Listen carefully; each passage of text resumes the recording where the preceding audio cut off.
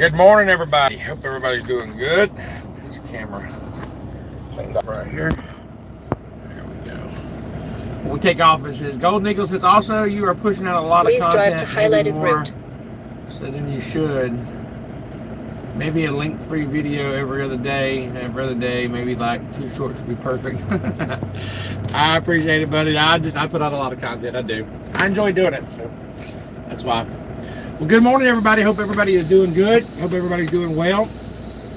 Me and my wife rode with me on this trip, so we are actually 3 miles from the Texas line. So I hope everybody out there is doing good this morning. We had a good trip so far. Yesterday we did 650 miles yesterday. Well, let me see exactly. We did 651. So 651 miles yesterday. So it was a great day. This live was scheduled for 6:30. It's a little earlier than that. So, what's up, Zach Elrod? Good morning, buddy. Where you at today, man? Yeah, we're out here at the Texas line. We did pretty good. We made it all the way down to.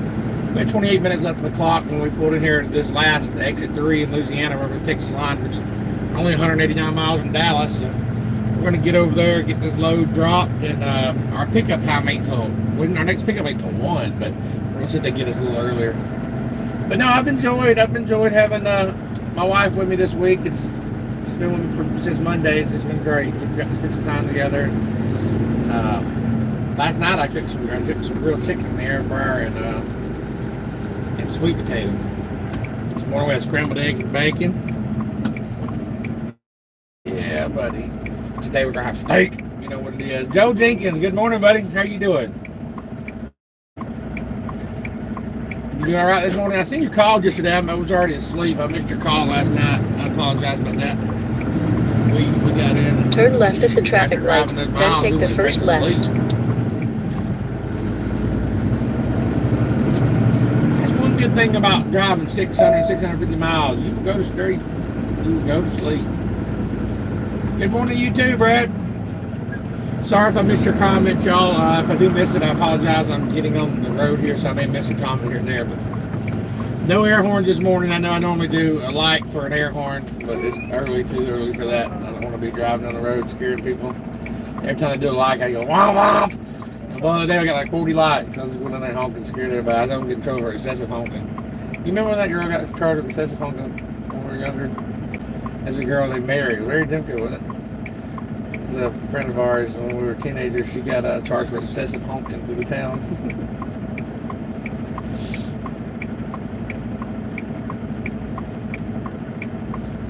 So where you at, Zach? Oh, St. Louis. Headed to the yard. Okay. This load we're picking up. We're picking it up in Texas at 1. It goes back to Cleveland. Then I have to take my wife back home. See, I get back home to my son. She's just doing this one trip with me.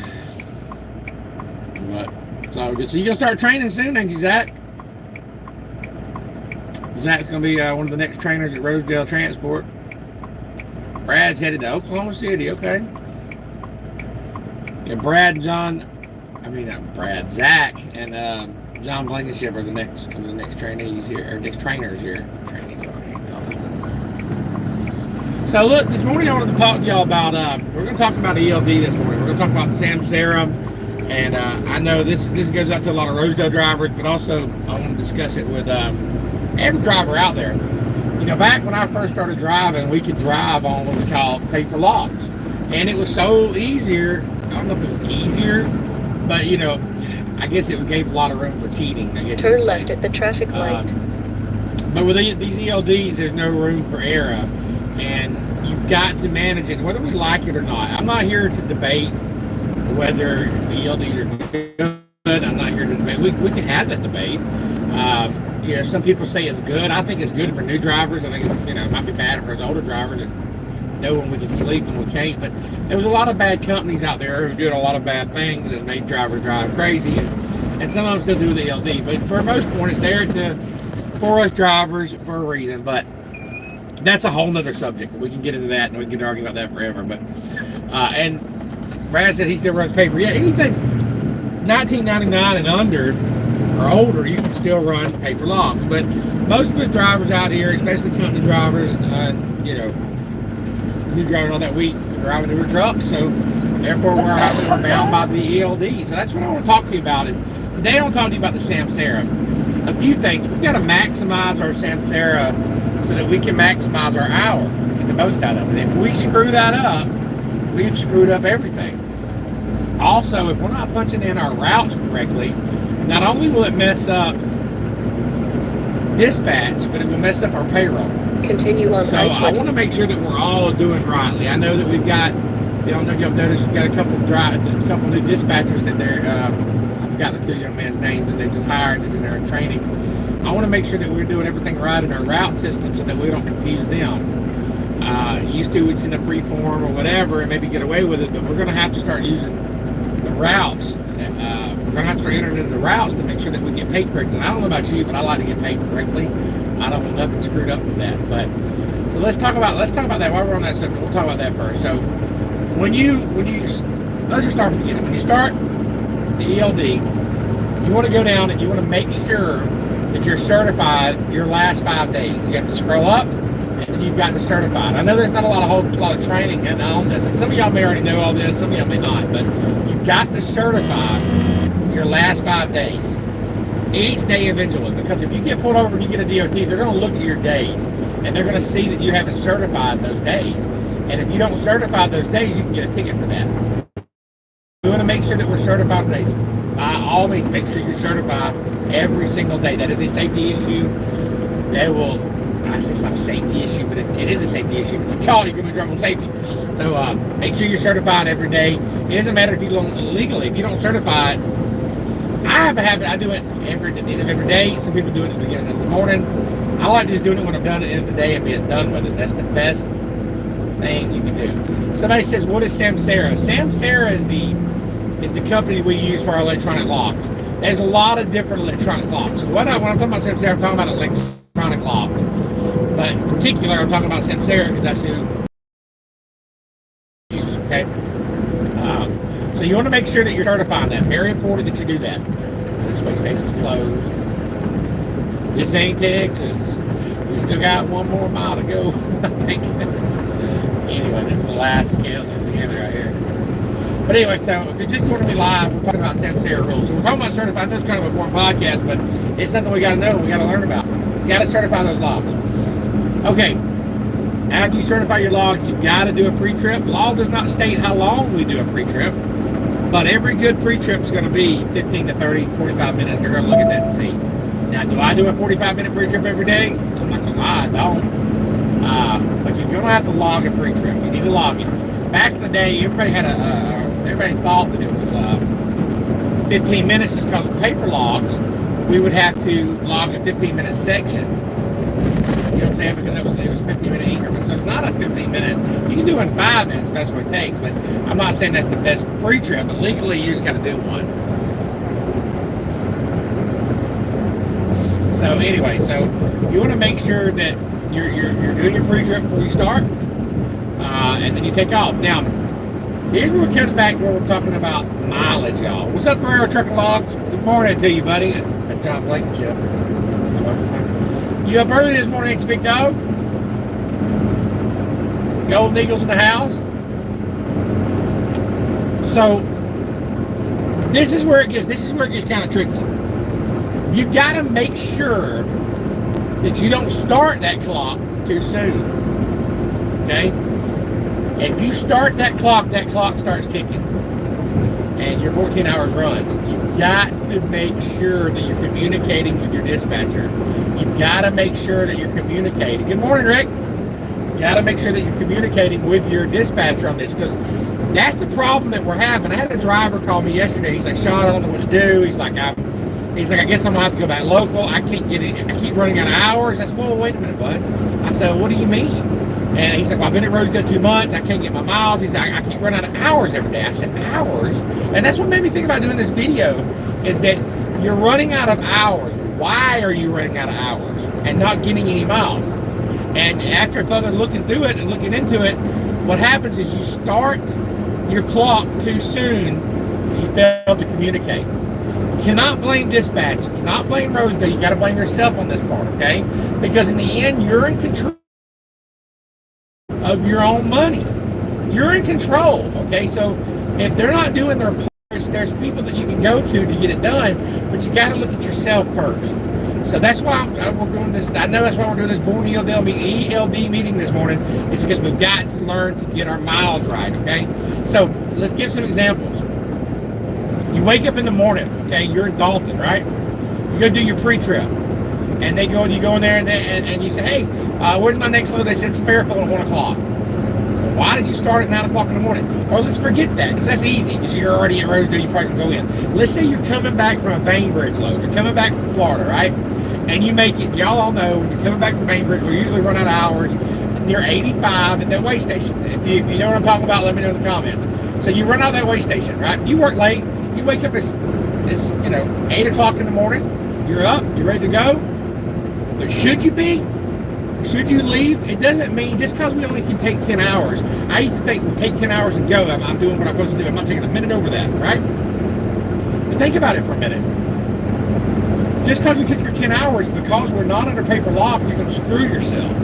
So you get up at 8 o'clock in the morning. It's been your 10 hours exactly. You start off, you take off, you leave. On the way up, you call your dispatcher. They say you got a Fairfield at 1 o'clock. He was only an hour and a half away. Now you started at 8 o'clock in the morning. That means at 10 p.m., you're done. You're done. You just cut yourself into doing less miles because you're not even going to make it that Fairfield because you started too soon. So you go back to communication.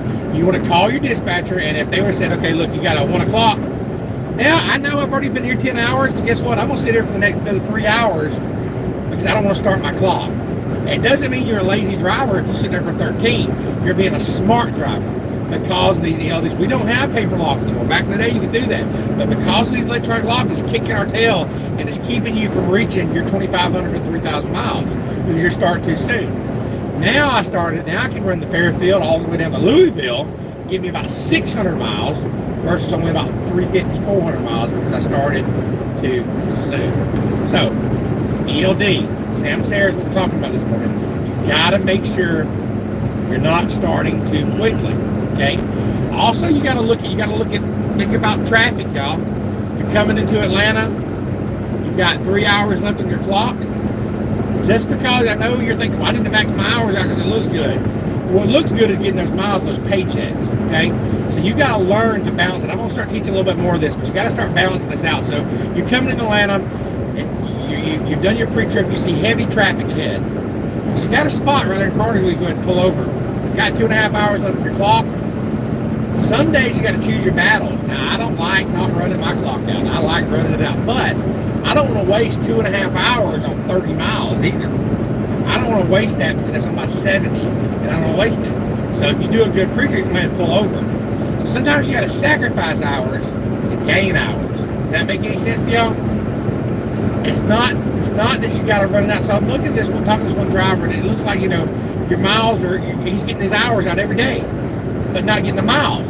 He's running out of time. Maybe it's because of the traffic. Maybe it's because of communication. Maybe it's because of starting off. Maybe it's because dispatch never sent anything over. Another thing, I was talking to a driver. He said that he waited 3 hours for dispatch to send him a load up, and that hurt his time. He was waiting to get the stuff.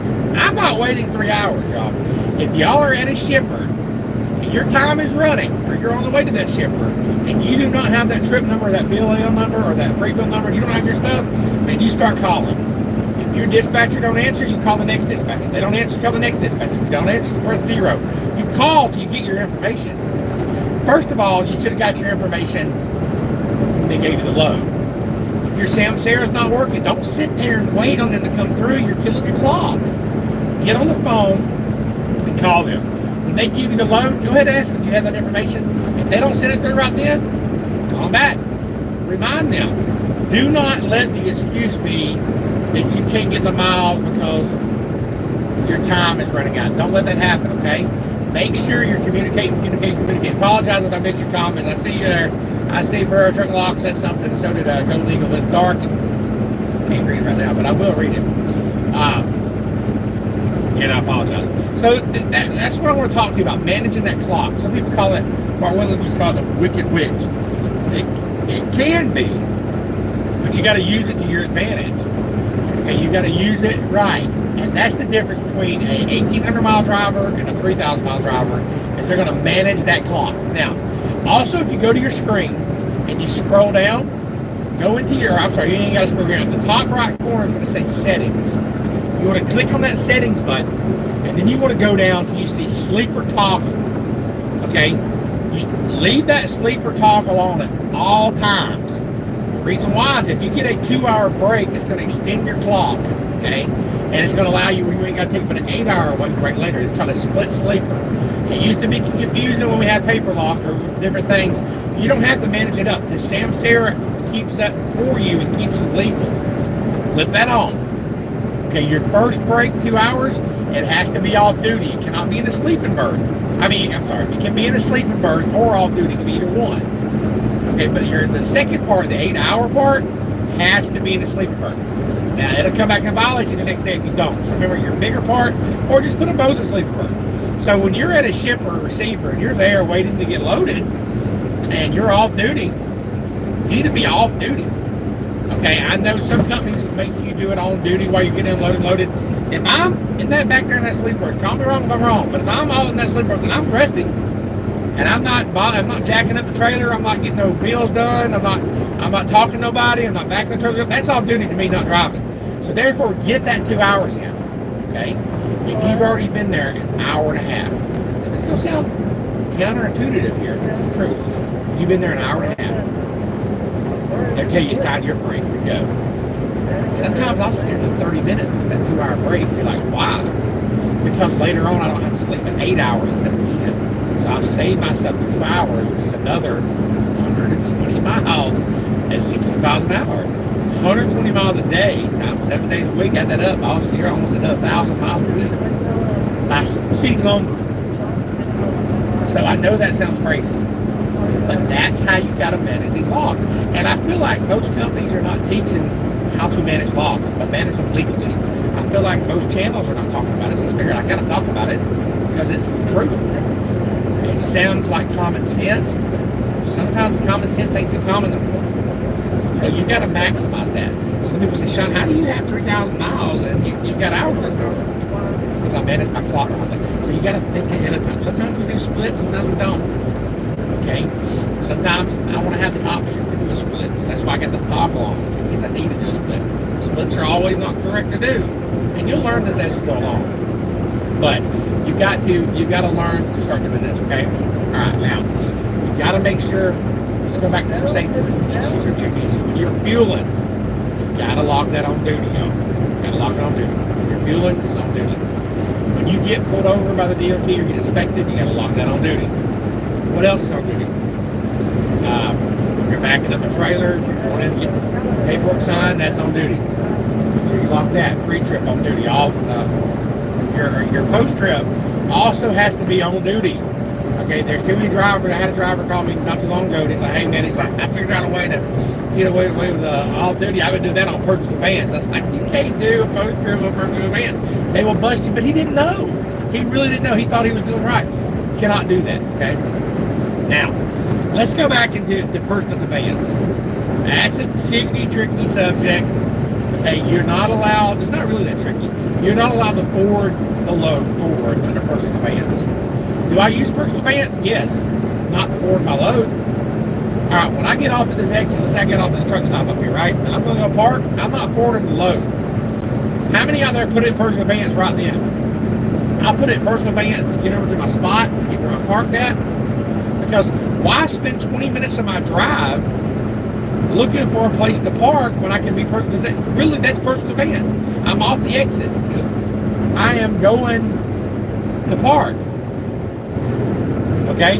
Yeah, getting way should be on duty. That is correct. That should be on duty too for the loggers. You're correct. But you got to utilize that personal conveyance for that, not to move the load forward. But if you're getting off that exit to go to a Walmart, you're getting off to get something to eat, you know, you use that. I use it at the truck stop to go take a shower. You'll be surprised at 10, 15 minutes a day by using that, how much that saves you. Let's say we saved it 30 minutes a day. You used it 30 minutes a day every time you pulled over to park or whatever. 30 minutes a day is 30 miles a day.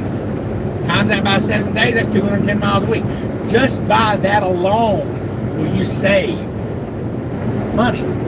Okay, so I appreciate we got 66 people watching this morning. I appreciate y'all watching. If you just want to be live, we're talking about electronic logs, especially SamSara, and how to maximize that old wicked rich, the hours to get the most miles.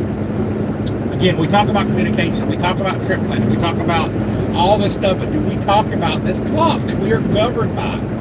We are federally mandated by this clock, and if you don't use it right, there's nothing the dispatcher can do, there's nothing you can do, there's nothing a good fast truck can do. You're stuck with these logs. So once you master this clock, you will master miles, which therefore puts money in your pocket, which gives you more profit. Okay, we're going to drive to thrive, y'all. Drive to thrive. Okay, we're not driving the other way. We're trying to get our miles up. So that's what we're talking about this morning. How to get our miles up correctly with this clock. All right, personal advance is a tool. Okay, it doesn't mean that we abuse it. Okay, I've never had a log violation. I hope I never get one. But I don't break the rules when it comes to that. I don't use PC to go an extra hour or the wrong way. You don't use it like that. Trip plan correctly. A lot of people are afraid of parking.